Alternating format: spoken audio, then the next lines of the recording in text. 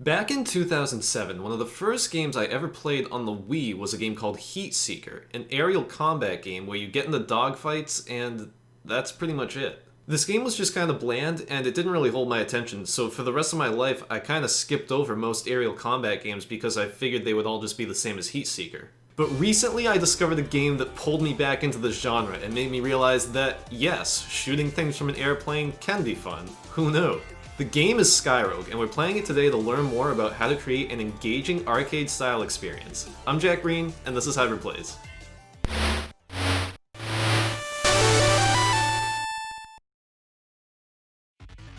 You would think that it would be hard to mess up high-flying, dogfighting, base-bombing action, but these games are harder to get right than you may think.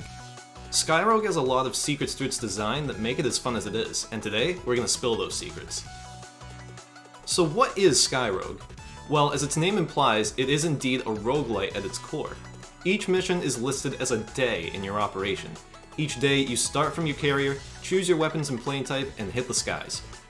Each level has a certain mission objective, which is usually just a specific thing you need to destroy, but you can spend as much time as you like killing everything else for bonus cash. This cash is used to unlock new weapons and planes, allowing for different playstyles. You start off with a simple jet that has a machine gun, heat-seeking missiles, and these awesome rapid-fire missiles. Once you get enough money, you can switch to the bomber, which isn't as fast or agile but packs more of a punch. Or you could use this R-wing looking thing which lets you zip around the sky and rout your enemies with ease. Not very durable though. When you die, you lose all progress in the operation, but you can spend currency towards research into new unlockables for your next run. You're also able to start from later days if you've reached them before. It became clear to me pretty fast that it's not enough to just complete the mission. It helps a lot to grab some extra cash to help prepare yourself for the harder enemies down the road. So let's get back to that question that got us started. Why is Skyrogue fun and Heat Seeker isn't? Well, some things just come down to personal taste, so let's just get those out of the way first. I love the aesthetic of this game. It gives off that PS1 vibe that I absolutely live for. The colors are vibrant, the visual effects are satisfying, and the music is out of this world. You know, it's funny, I'm actually something of a musician myself. What the fuck? Also, the vehicle designs, coupled with this art style, remind me of my favorite game of all time, Mega Man Legends, so maybe that's why I like this game so much. But even without the nostalgia factor, I feel like this is just arguably more interesting than Heat Seeker's bland, realistic color palette and mid-2000s plane designs. This game came out at the time when all games were trying to look photorealistic, but they all just looked like shit instead. And the music in Heat Seeker fits the theme fine, it's just not very memorable. Comparing the games side by side, Skyrogue just pops. Skyrogue also has a very strong and clear gameplay loop. You enter a mission with a main objective that must be destroyed, you can do optional shit if you want, and then you go back and get to customize your loadout before starting the next mission. A solid loop like this is crucial if you're making a roguelite. If the player is going to be dying over and over again, they're going to want a good idea of what that life-death cycle entails so that they can capitalize on it. Whether that means literally, like carrying over upgrades, or just mentally so that they know what death's consequences are. But Skyrogue has more arcade-related secrets than just its gameplay loop. While playing this game, I discovered a new design spectrum that I had never previously thought of, and that is the spectrum of arcade to simulation. Let's talk about airplane games in general. It's probably safe to say that Microsoft Flight Simulator is all the way on the simulator end of the spectrum. A game like Skyrogue is definitely on the arcade end. I tend to like arcade games better, which is why Skyrogue appeals to me so much, but that's not to say simulators don't have their place. They can be great for teaching players about a certain topic, and games that are not necessarily simulators but just a bit more in-depth than arcade games can be great for players who want a slower and more thought-provoking experience. This is the spot where RPGs and RTS games would fall. They're not simulators, but they have a much higher learning curve than arcade games. Skyrogue puts itself on the arcade side of the spectrum by choosing a theme that could have been complicated and making it instantly accessible. Landing could have been a chore, but all you have to do is press A no matter how fast you're going. There could have been limited ammo or fuel, but that would have hindered the fast-paced nature of the game. If you're making your own game, consider where you might want to fall on this spectrum. How realistic and complicated do you want your game to be? How easy is it to jump right in?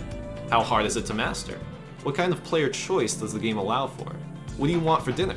At what age did you consider moving to a sexual relationship with your uncle? All these questions and more are important to keep in mind when you're trying to land on the ideal complexity for your game.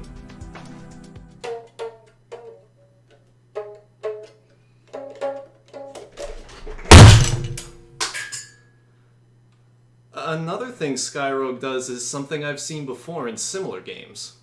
I don't know if there's already a term for this, so I'm just gonna call it imaginative storytelling. It's when a game gives you the pieces of a greater narrative, but doesn't put any restrictions on what that narrative could be. Skyrogue does this by inserting little details and names in places without overdoing it. Like how each island has a name, and each run that you do has an operation name. Now, there's a very clear difference between imaginative storytelling and environmental storytelling. The latter is set in stone. Most, if not all, questions about the world have answers. It's just up to you to find them. Imaginative storytelling leaves things very open-ended so that you can fill in the blanks very easily. What does Operation Giant Weapon mean? I don't know, but it sounds so cool. It makes me want to pretend that the enemy is building some sort of Death Star thing, and it's up to us to take it down before it's fully operational. It makes gameplay feel like it has a narrative, even when it doesn't. Last but not least, and I know this is low-hanging fruit, but this game is so juicy.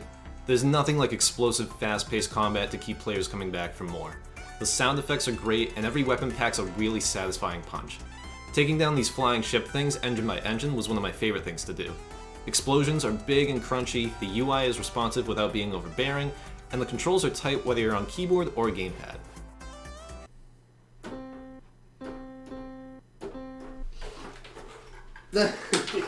Come on guys, you didn't think I would actually ever break a piano. So what have we learned today? Let's recap. Successful arcade gameplay needs a strong gameplay loop, especially if it's a roguelike. If death is to come often, the player needs to know how to set themselves up for success in each successive run. Think about the arcade to simulator spectrum we talked about and consider where your game falls on it. If you're trying to make an arcade game, is it simple to understand? Are the controls easy? You want your game to be immediately accessible for new players. Imaginative storytelling can be a great way to add narrative without much extra work on your part. Just come up with some cool names and put symbols in places and make the player want to create their own stories. And finally, juice it up! Juice your game to high hell. That means big explosions, big missiles, crunchy sound effects, and anything else that makes the player want to keep playing. Also, make your game look like Mega Man Legends, because then I will like it a lot. Hey guys, thank you so much for watching today's video. It feels great to be back in the saddle again, and we've got a ton of new and awesome videos planned for the future. And like I said before, there's going to be more footage of my game Gigasword coming soon, so if you want to learn more about that project, you can go jump on my Twitter and follow me over there. I want to give a shout out to my amazing patrons who help make this channel possible. If you want to help out too, you can join the Hybrid Plays family for just $1 a month, and you get to watch the videos a day early, and you get your name in the credits. So anyway guys, that's all for today. Thank you so much for watching, and I'll see you next time. Have a good one.